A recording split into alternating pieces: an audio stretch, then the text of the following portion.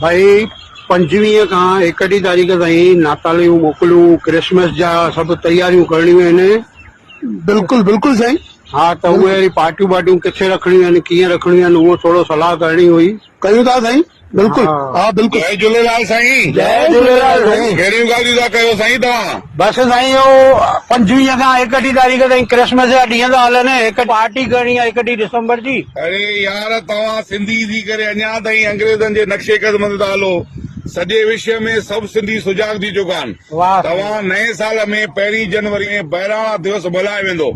तव्हां बि सभु लाल साईं जी जोत जॻाए करे बहिराणा मल्हायो ऐं लाल साईं जी जय जयकार कयो। जरूर साईं, इहा असां खां ग़लती थी वई आहे, अॻिते इहा ग़लती न थींदी। 1 तारीख़ असां बि इन बहिराणो दिवस में जुड़ी वेंदासीं, बहिराणो रखाईंदासीं धाम धूम सां, सभिनी मिट माइटनि खे घुराईंदासीं। साईं असां त सुजाॻ थी विया आहियूं, हाणे तव्हां बि सुजाॻ थियो।